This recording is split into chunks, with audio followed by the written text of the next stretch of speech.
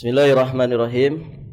Alhamdulillahi rabbil alamin. Wassalatu wassalamu ala ashrafil anbiya'i wa imamil mursalin Nabiyyina Muhammadin alaihi afdalus salati wa atammut taslim wa ala alihi wa ashabihi ajma'in wa sallama tasliman mazidan ila yaumiddin. Thumma amma ba'd. Allahumma inna nas'aluka ilman nafi'an wa rizqan tayyiban wa amalan mutaqabbala. Allahumma 'allimna ma yanfa'una wanfa'na bima 'allamtana wa zidna ilman. Para ummahat wa akhwat fillah rahimani wa rahimakumullah. Alhamdulillah, kita bersyukur kepada Allah Subhanahu wa taala pada kesempatan yang berbahagia ini. Alhamdulillah, kita berada di tanggal 3 Jumadal Ula 1446 Hijriah. Insyaallah pada kesempatan ini kita akan melanjutkan pembacaan kitab Menuntut Ilmu Jalan Menuju Surga. Kita masih di pembahasan tanda-tanda ilmu yang bermanfaat. Betul Ibu? Poin ke berapa? Keempat ya? Baik. Di antara ciri-ciri ilmu yang bermanfaat, yang keempat, qala al-muallif hafizahullahu ta'ala rahimahullahu ta'ala rahmatan wasi'ah, pemilik ilmu ini diantara ciri ilmu yang bermanfaat, pemiliknya tidak mengaku-ngaku memiliki ilmu, tidak mengaku-ngaku memiliki ilmu. Mengapa demikian? Karena ilmu yang diberikan kepada para hamba Allah Subhanahu wa taala itu sangatlah sedikit dibandingkan dengan ilmunya Allah Subhanahu wa taala. Kemudian ibu-ibu yang dirahmati Allah, pada dasarnya manusia lahir juga tanpa ilmu. Di surat An-Nahl ayat 78 Allah Subhanahu wa taala berfirman, "Wallahu akhrajakum min butuni ummahatikum la ta'lamuna syai'a." Allah Subhanahu wa taala yang telah mengeluarkan kalian dari dalam perut ibu-ibu kalian, la ta'lamuna syai'a, dalam keadaan tidak berilmu sedikit pun, tidak mengetahui apapun sedikit pun. Berarti manusia lahir dalam keadaan tidak berilmu. Kalau dia punya ilmu, kalau dia punya sedikit ilmu yang Allah anugerahkan, berarti yaitu adalah anugerah dari Allah Subhanahu wa taala. Baik, ibu-ibu yang dirahmati Allah.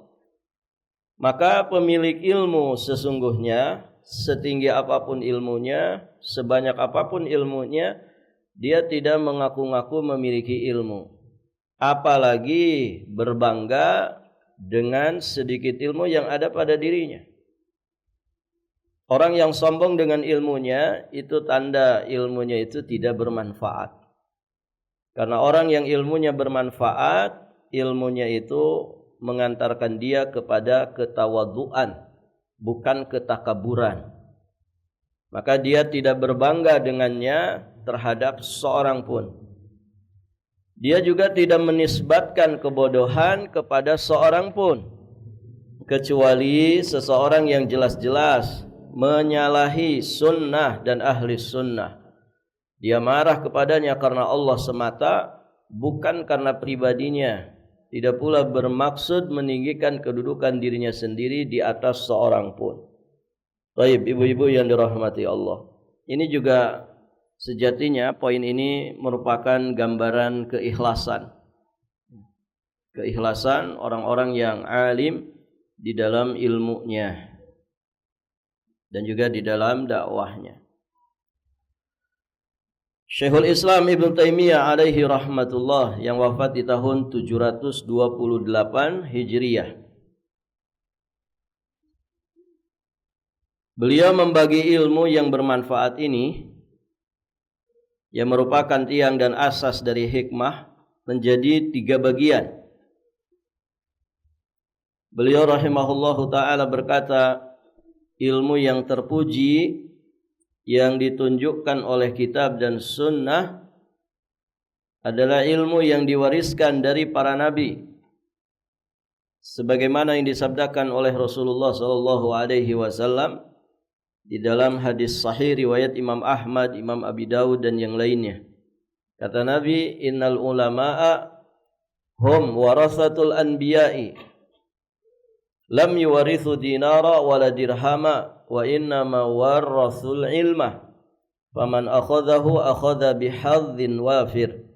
Sesungguhnya para ulama adalah pewaris para nabi, dan para nabi tidak mewariskan dinar dan tidak pula dirham. Mereka hanyalah mewariskan ilmu. Siapa yang mengambilnya, maka dia telah mengambil bagian yang banyak. Maka kata Syekhul Islam, ilmu itu ada 3 macam. Pertama, ilmu tentang Allah, tentang nama-nama, sifat-sifatnya, juga hal-hal yang berkaitan dengannya. Ini ilmu paling mulia. Kenapa ilmu tentang Allah paling mulia? Kenapa, Bu? Karena kita sedang mengilmui yang maha mulia. Syaraful ilmi bi syarafil ma'lum. Ya, begitu kata para ulama. Kemuliaan suatu ilmu itu sangat bergantung kepada kemuliaan yang diilmui. Allah itu karim, Allah itu aziz, Allah itu maha mulia. Maka ilmu tentang Allah adalah semulia-mulianya ilmu. Maka dalam hal ini Allah menurunkan surat Al-Ikhlas yang isinya semua adalah tentang keesaan Allah. Allah juga menurunkan ayat kursi, ya, a'zamul ayat fil Quran, ayat yang paling agung di dalam Al-Quran, karena membahas tentang Allah, nama-nama dan juga sifat-sifatnya, dan juga ayat atau surat-surat yang semisal dengan keduanya. Ini ilmu yang pertama.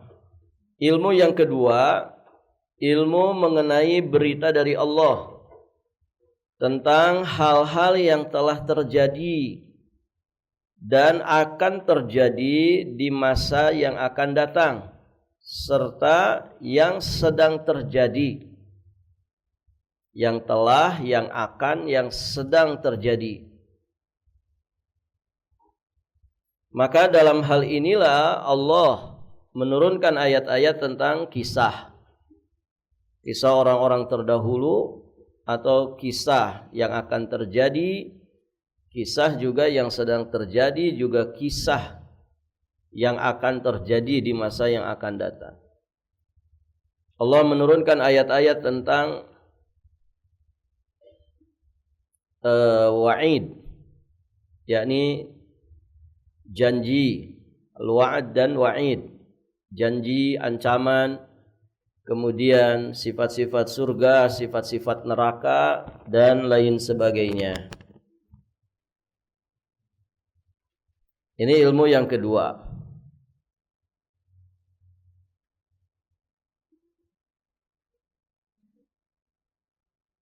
Kalau disimpulkan apa ilmu kedua ini, Bu? Kalau ilmu pertama kan ilmu tauhid, akidah.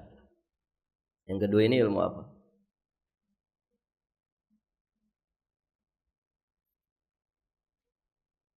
Tentang apa, Bu? Ya, tentang kisah-kisah. Ibrah, ya, dari kisah-kisah, kemudian bisyarat, inzarat, kabar gembira dan juga ancaman, kemudian tentang kehidupan setelah dunia ini. Berikutnya ilmu mengenai perintah Allah yang berkaitan dengan hati dan juga perbuatan anggota tubuh. Ini yang disebut dengan ilmu syariat. Dan 3 macam ilmu ini semuanya ada di Quran. Ada di dalam hadis-hadis Rasulullah sallallahu alaihi wasallam. Kita masih ingat Ibu 3 intisari Al-Quran itu apa saja?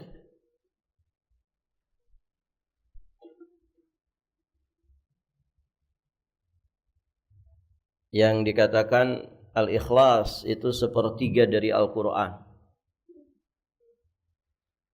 Isinya 3 Al-Quran itu apa saja? Yang pertama, siapa masih ingat?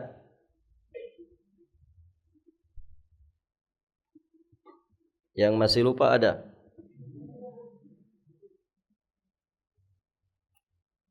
Tiga intisari dari Al-Quran. Pertama, berkaitan dengan aqidatut tauhid, perintah beribadah kepada Allah semata, dan larangan berbuat syirik, termasuk di dalamnya ilmu tentang asma dan sifat. Itu pertama. Intisari yang kedua apa, Bu? Berkaitan dengan kisah-kisah orang terdahulu yang mendapatkan ancaman, atau kisah di masa yang akan datang, kisah yang sedang terjadi dan terus akan terjadi.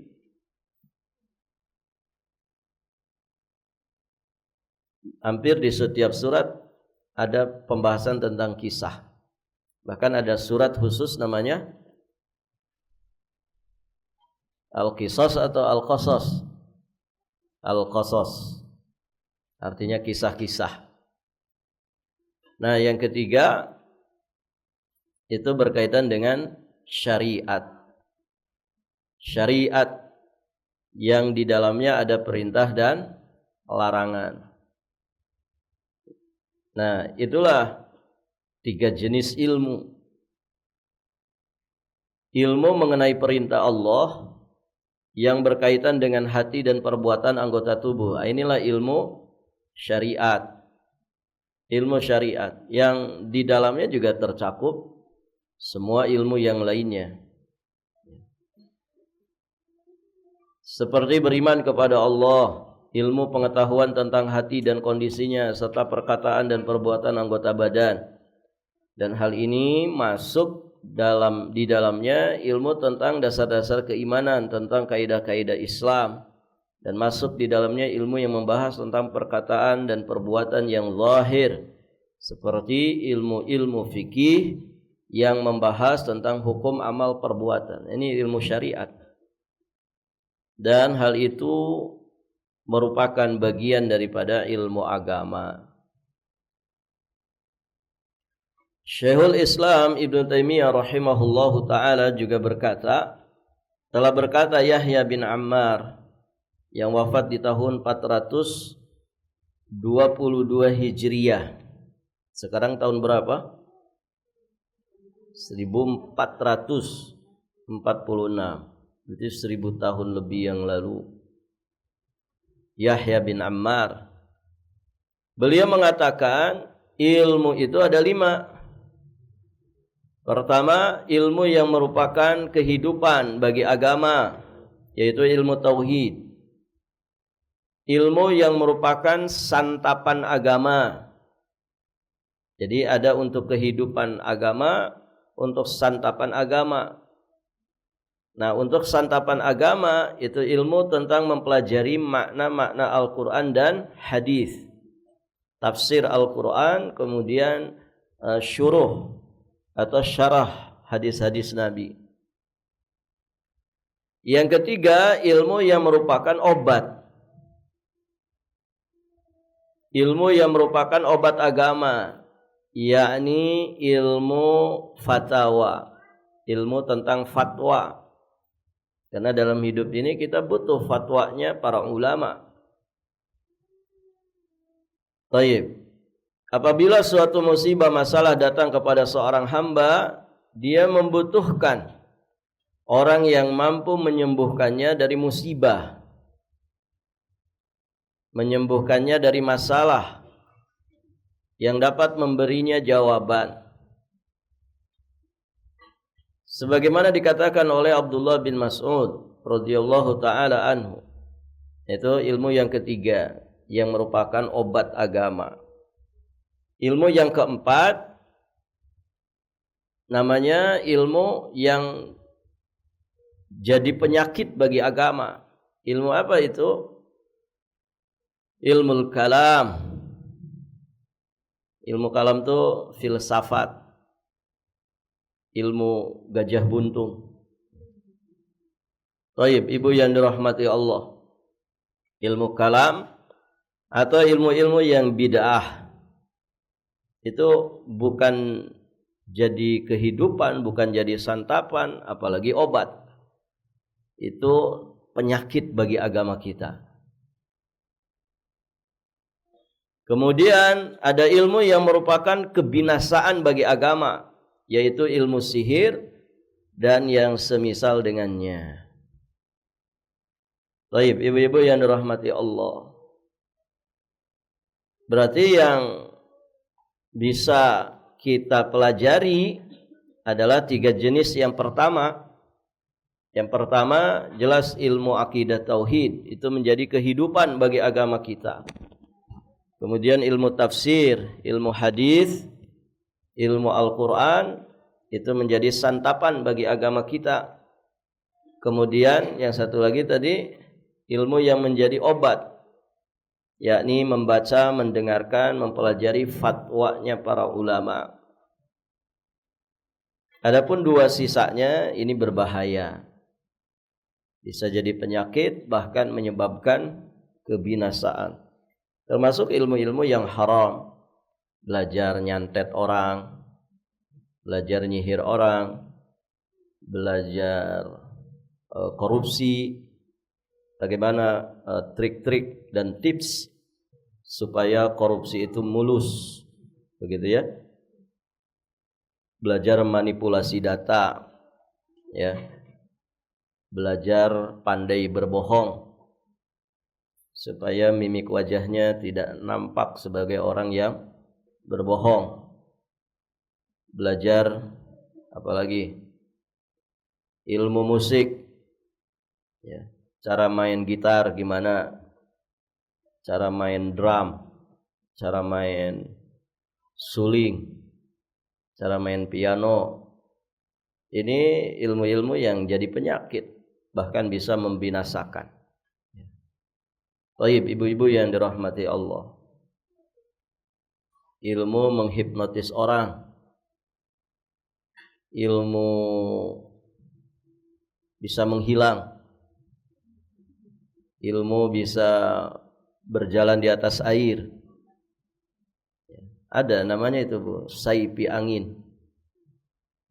Itu barakallahu fikum sering disalahgunakan. Ya biasanya untuk nyopet. Ilmu kalau nggak punya duit bisa naik bis, naik kereta tanpa ditagih karcis. Ya. Itu juga ada. Barakallahu fikum. Ini tidak bermanfaat jelas, malah madarat. Ya, ibu-ibu yang dirahmati Allah. Hanya ilmu agama yang bermanfaat. Ibu-ibu yang dirahmati Allah, demikian sekitar 4 tanda ilmu itu bermanfaat. Bisa diulangi 4 itu apa saja?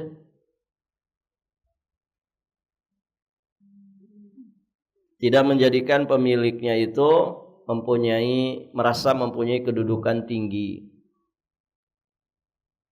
Tidak suka dipuji orang, tidak menganggap suci. Semakin bertambah ilmunya semakin tawadhu. Kemudian semakin bertambah ilmunya, ya semakin dia itu berlari dari dunia. Semakin berlari dari dunia. Artinya dia bersikap zuhud terhadap dunia. tidak senang pamer dengan harta. Jadi kalau ada orang dikatakan alim, tokoh agama, kok senangnya pamerin harta. Itu sebetulnya ciri ilmunya tidak bermanfaat. Apalagi misalkan hartanya itu dia pamerkan ternyata hasil dari bisnis yang haram. Begitu ya. Nipu jemaah haji dan umroh misalkan. Duit orang miliaran dia makan. Atau bisnis haram, apapun itu.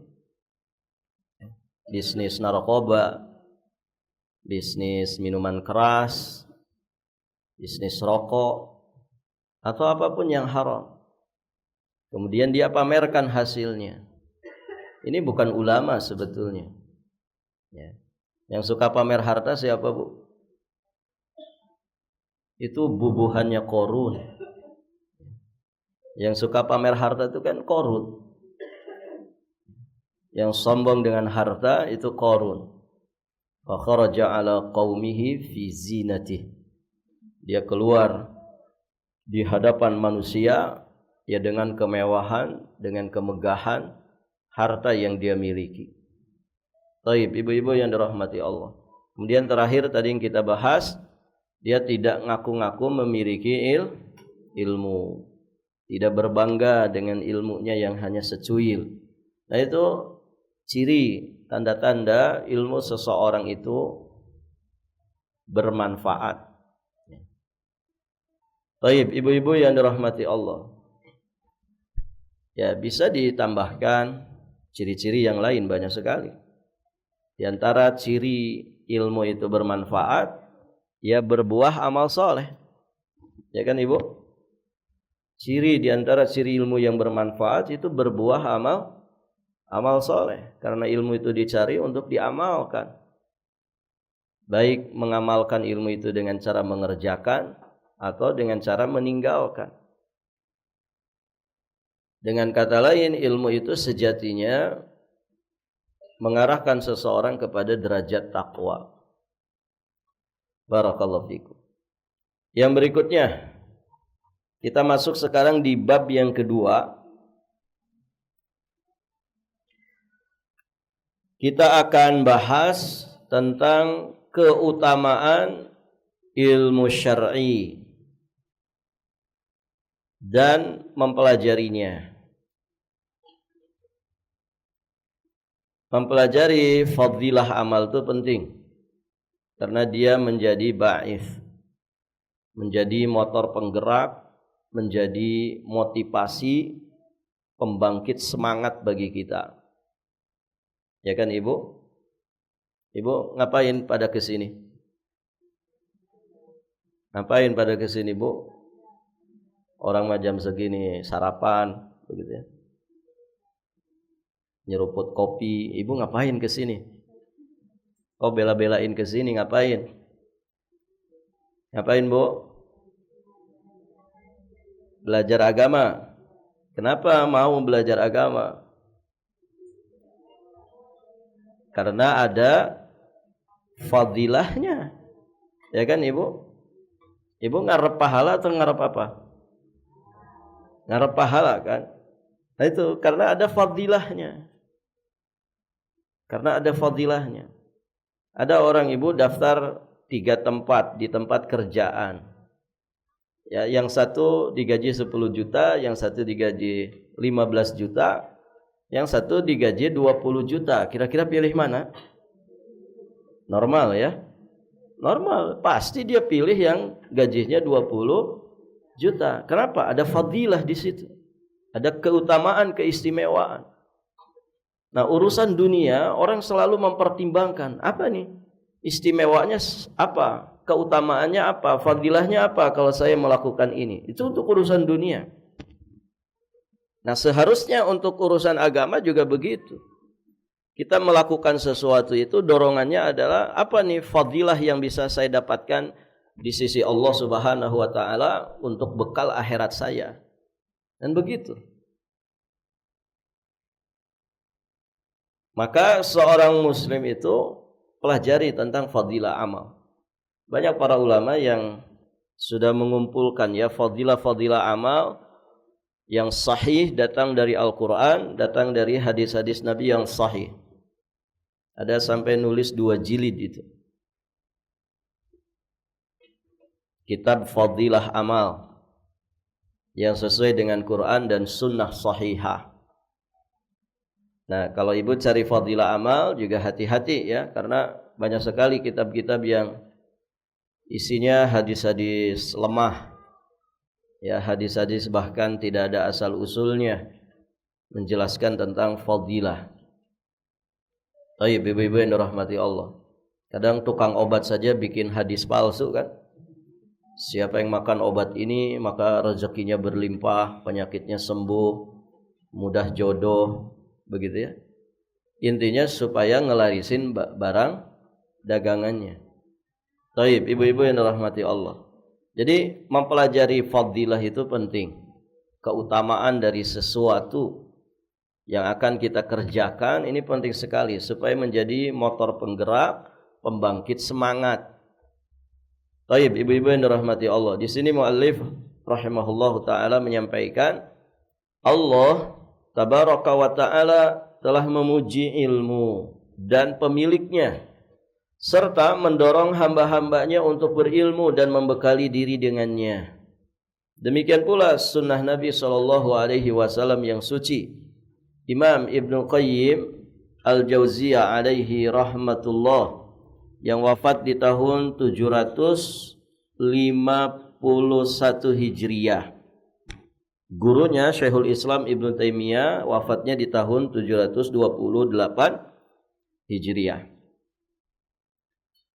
Imam Ibnu Qayyim menyebutkan lebih dari 100 keutamaan ilmu syar'i di dalam kitab beliau Miftah Daris Sa'adah. Masya Allah. Miftah Daris Sa'adah. Di dalam kitabnya itu beliau menjelaskan lebih dari 100 keutamaan ilmu syar'i. Taib, ibu-ibu yang dirahmati Allah. Maka di sini penulis hanya sebutkan sebagian kecil darinya. Ada berapa poin yang disampaikan?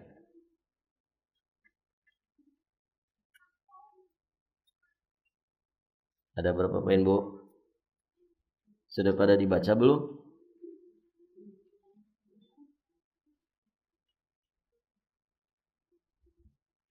Dibaca kalau pas kajian saja ya. Selanjutnya jadi pajangan lemari. Ada sekitar 20 fadilah. Imam Ibnu Qayyim menyebutkan 100 lebih fadilah dari menuntut ilmu. Taib, ibu-ibu yang dirahmati Allah. Banyak sekali ya fadilah menuntut ilmu itu.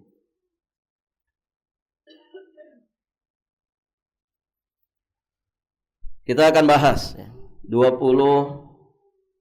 fadilah dari menuntut ilmu agama. Yang pertama, kesaksian Allah kepada orang-orang yang berilmu. Sebagaimana firman Allah di surat Ali Imran ayat 18. Surat Ali, bukan Al ya. Ali artinya keluarga. Bukan Al-Imran, salah. Tapi Ali Imran.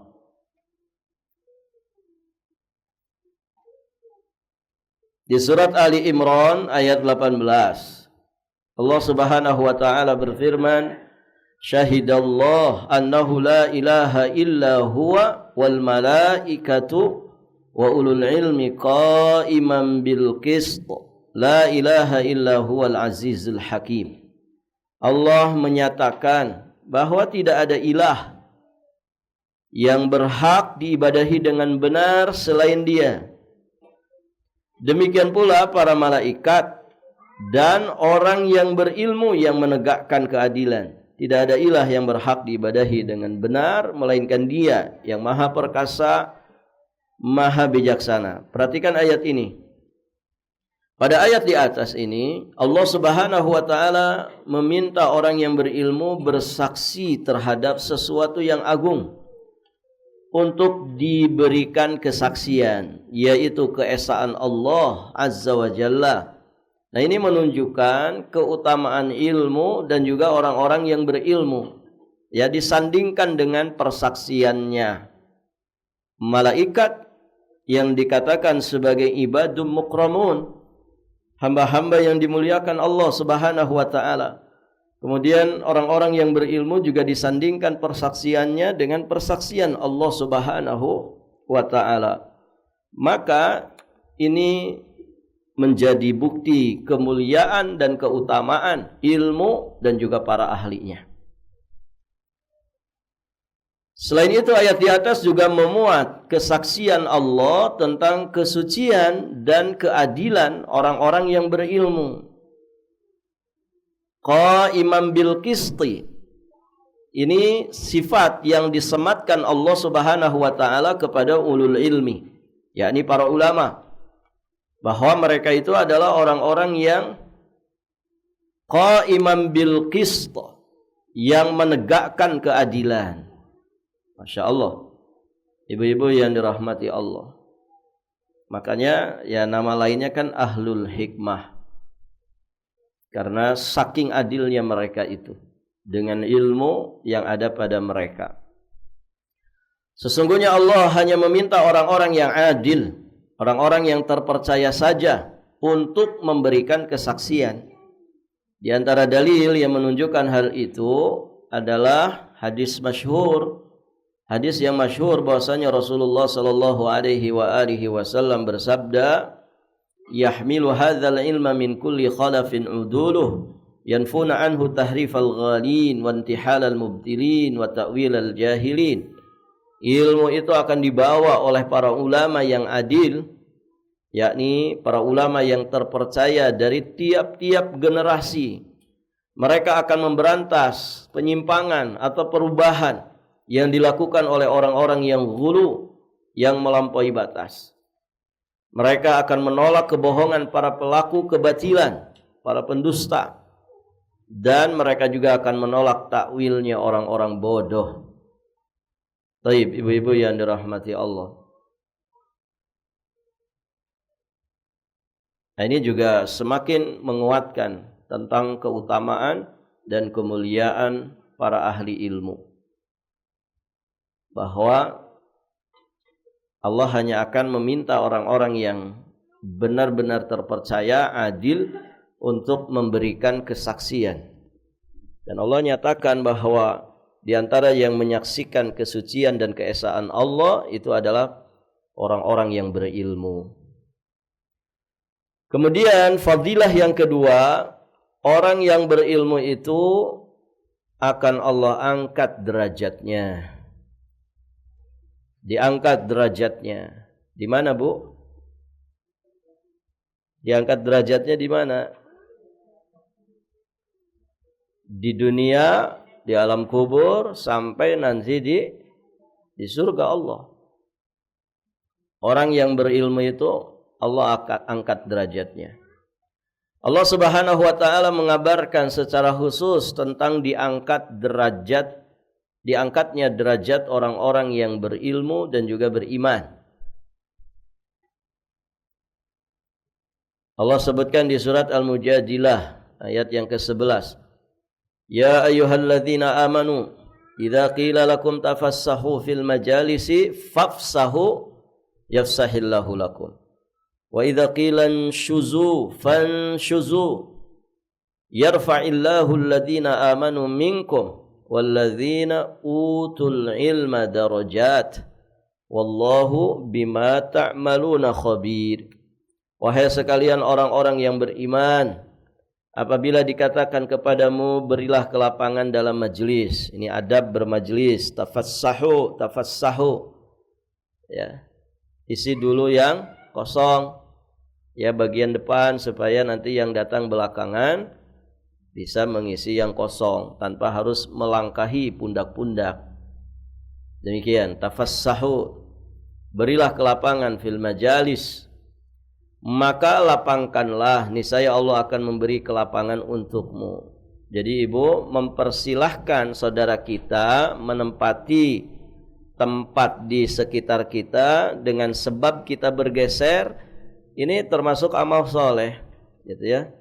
Yang insya Allah kita nanti akan dilapangkan di kehidupan akhirat. Ya, jangan kemudian kita taruh tas kita di situ. Ini wilayah saya ya, gitu ya.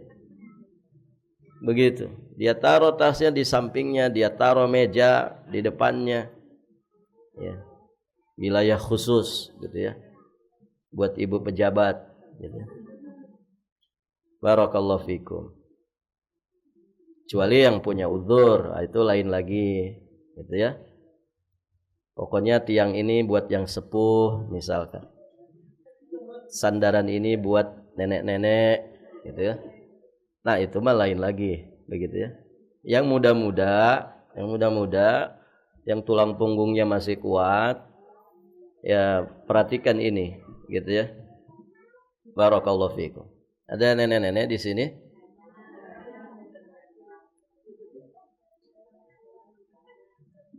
Pada sandaran Bu ya?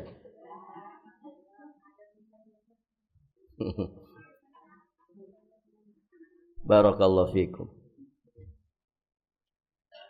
Rasulullah sallallahu alaihi wa alihi wasallam taib.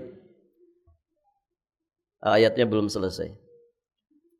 Kata Allah Subhanahu wa taala, berilah kelapangan dalam majelis, maka lapangkanlah. Niscaya Allah akan memberikan kelapangan untukmu. Dan apabila dikatakan waqilan wa idza qilan syuzu, berdirilah kamu, maka berdirilah. Niscaya Allah akan meninggikan orang-orang yang beriman di antaramu dan orang-orang yang diberi ilmu pengetahuan beberapa derajat. Di sini syahidnya, poinnya di sini. Yarfa'illahu alladzina amanu minkum walladzina utul ilma darajat. Jadi orang yang akan ditinggikan derajatnya oleh Allah adalah orang yang beriman dan memiliki ilmu. Imannya di atas dasar ilmu. Ilmunya menjadikan dia semakin beriman kepada Allah Subhanahu wa taala. Nah itu. Baik ibu-ibu yang dirahmati Allah.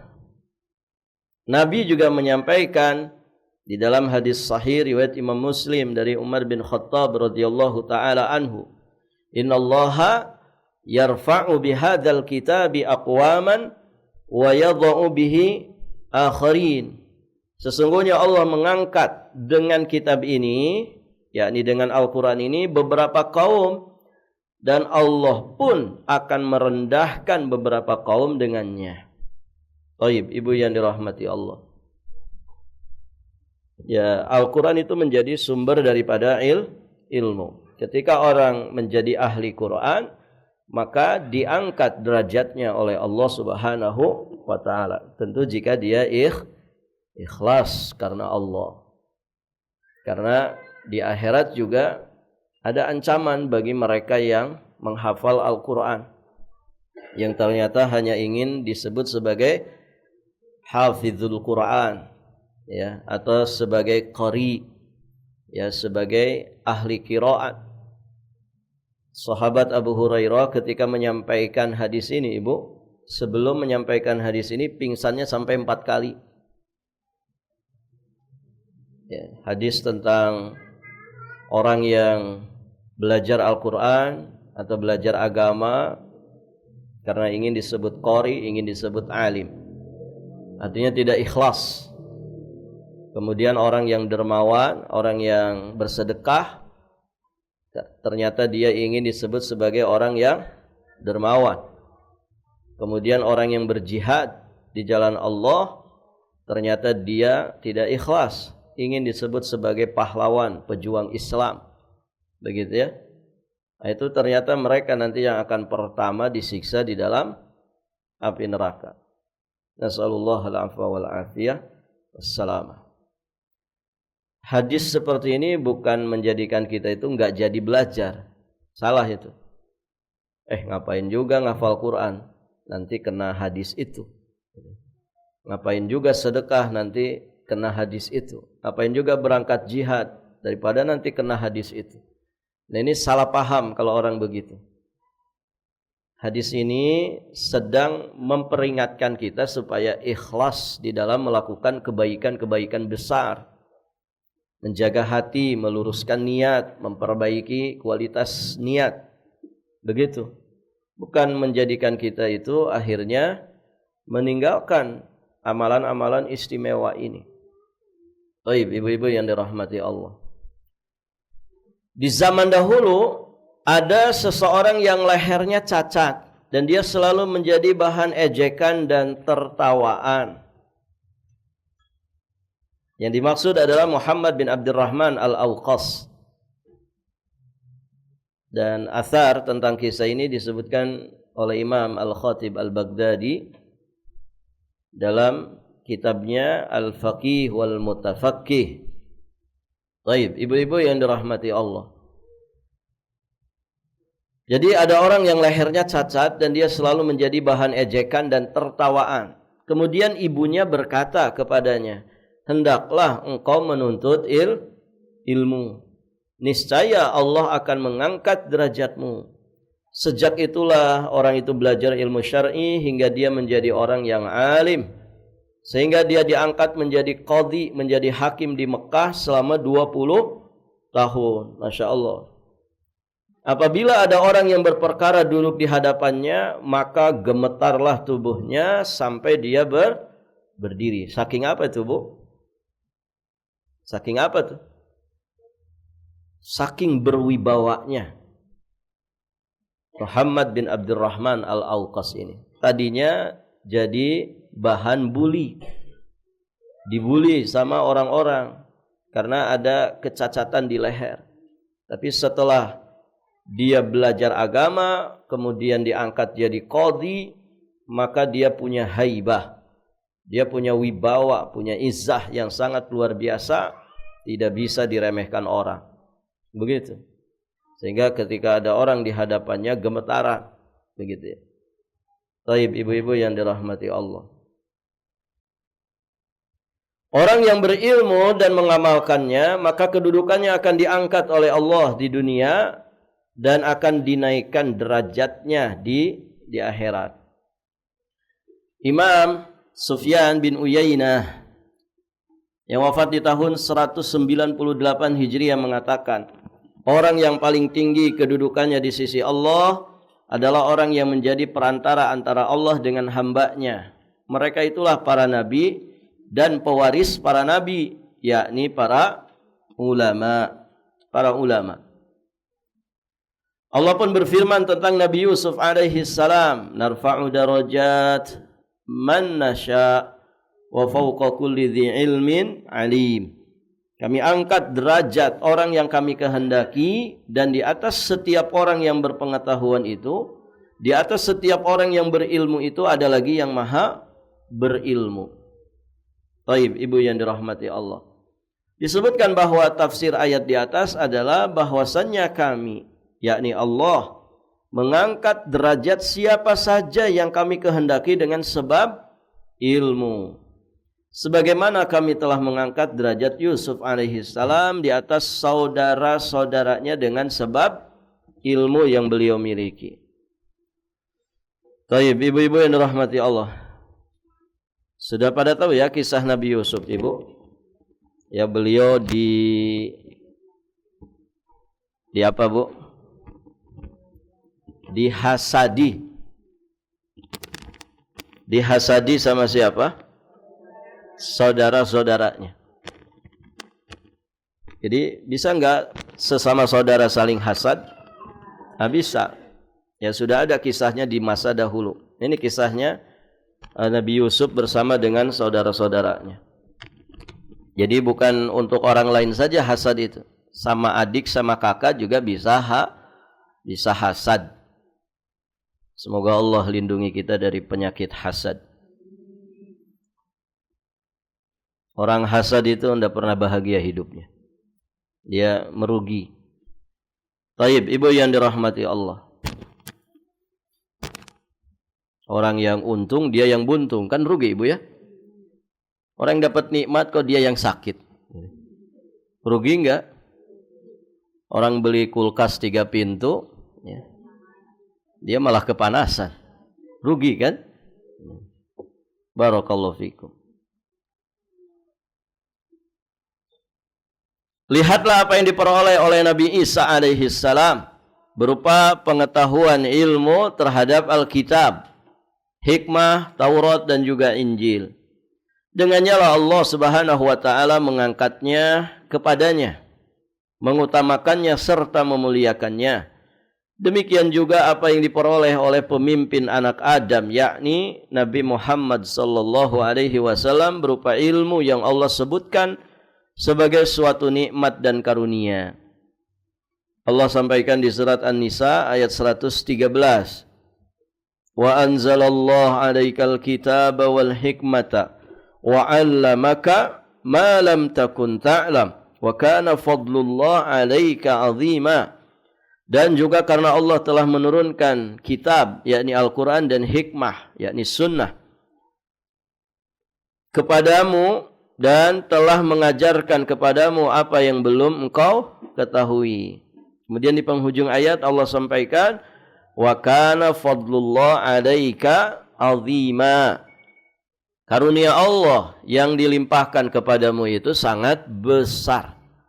Ibu, masing-masing para nabi dan rasul itu memiliki keistimewaan dan keutamaannya. Nabi Adam punya keutamaan, Nabi Nuh alaihi salam, Nabi Ibrahim, semua punya keutamaan jelas. Karena mereka itu hamba-hamba Allah yang istimewa, hamba-hamba Allah yang mulia. Namun keistimewaan dan keutamaan yang Allah anugerahkan kepada Nabi Muhammad itu lebih besar. Wa kana fadlullah 'alaika 'azima. Maka pantaslah beliau dikatakan sebagai Sayyidul Anbiya wa Imam Al-Mursalin, sayyidnya para nabi dan imamnya para rasul. Begitu ya. Maka seharusnya kita berbangga dalam makna yang positif. Ya, kita memiliki nabi yang paling istimewa, Nabi Muhammad sallallahu alaihi wa alihi wasallam. Ibu, kalau ibu punya suami paling istimewa saja, senang enggak, Bu? Pokoknya di kampung ini enggak ada duanya. Ibunya kan ikut-ikutan begitu kan? Masya Allah. Bagaimana lagi kalau kita punya nabi yang terbaik, paling mulia, sayyidnya para nabi, imamnya para rasul. Maka seharusnya kita berbangga. Bagaimana mengekspresikan rasa syukur kita dengan mengikuti sunnahnya. Jangan disia-siakan sunnahnya. Kita ini umat yang begitu istimewa. Begitu ya. Pengikutnya para nabi dan rasul itu lebih istimewa. Pengikut Nabi Muhammad SAW itu lebih istimewa daripada semua pengikut para nabi dan rasul. Tanpa kita milih, Ibu. Ya kan? Ibu mau hidup di masa Nabi Adam? Ya. Allah pilihkan kita hidup di akhir zaman seperti ini, yang Nabi dan Rasulnya adalah Muhammad. Kita pernah minta enggak sebelumnya, Bu? Tidak pernah minta. Tapi Allah pilihkan kita. Allah yang menetapkan untuk kita. Maka disyukuri. Ya. Semoga Allah menggolongkan kita sebagai umat Rasulullah sallallahu alaihi wasallam yang mendapatkan syafaatnya. Semoga semoga Nabi sallallahu alaihi wasallam mengakui kita sebagai umatnya. Amin Allahumma ya rabbal alamin. Sampai di sini ibu-ibu yang dirahmati Allah, pelajaran kita. InsyaAllah di kesempatan berikutnya nanti kita lanjutkan. Jika ada pertanyaan sebelum ditutup, dipersilahkan.